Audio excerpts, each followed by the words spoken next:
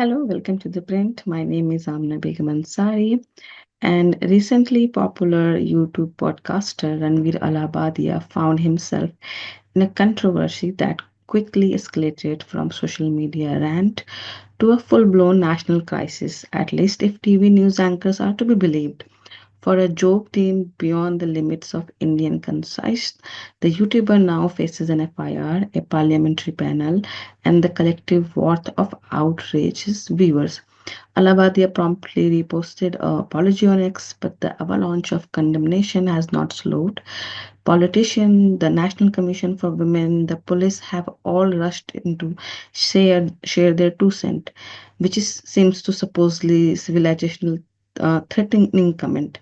In a country grappling with unemployment, rising prices, and threat to women's safety, it's comforting to see the moral policing machinery leap into action over a podcaster offhand remark. TV News channel went into frenzy, airing extended segment to dissect that offensive word word, as if that nation could sink or swim based on Allahabadiya comic time. This is the same podcaster who just last summer was rather very friendly with union ministers such as Jaishankar, Piyush Goyal, Smriti Irani, and Rajiv Chandrasekhar on the Ranveer show.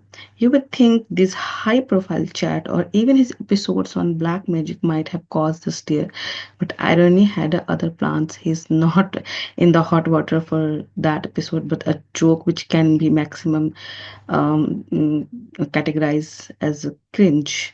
And do think can explain the controversy. As a nation, we are either more enthusiastic about sensational takedown than meaningful discourse, or we see a single offhand joke as an attack on our sacred values. Underpinning this reaction is a long standing belief in censorship as the mean of preserving moral order, especially for the younger generation. Many parents think that if their children never encounter certain ideas, they will be safeguarded from ever following those questionable paths. We see similar anxieties around LGBTQ issue, where some parents worry that simply discussing the topic might influence their children's sexual orientation or gender identity. Merely being exposed to something in this way pose a threat potent enough to justify silencing voices rather than engaging with them.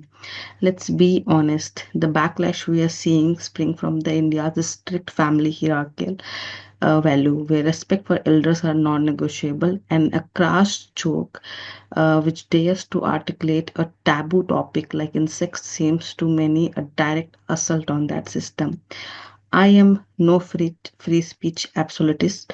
I don't support hate speech or speech that can create chaos in volatile moment. And yes, I believe children need guidance. There is a time and place to introduce certain topics, and that's perhaps best handled by parents. But the solution can't be to censor everything that makes us uncomfortable, simply because that's neither feasible nor particularly effective. If a parent doesn't want their children consuming a particular type of content, it's their responsibility to supervise them, not to demand a ban on the content. Pushing for the blanket ban and moral crackdown only grant state more latitude to censor, and that rarely ends well. This is not partition issue either. Moral grandstanding thrives across the ideological and religious spectrum. It also time for social media activists to abandon the fantasy that they have cracked India or the people flock to them out of unshakable respect for free speech. The hard truth is, so long as you don't cross the public's invisible line, you are tolerated. Cross it, and the very people cheering you on can turn into a mob overnight.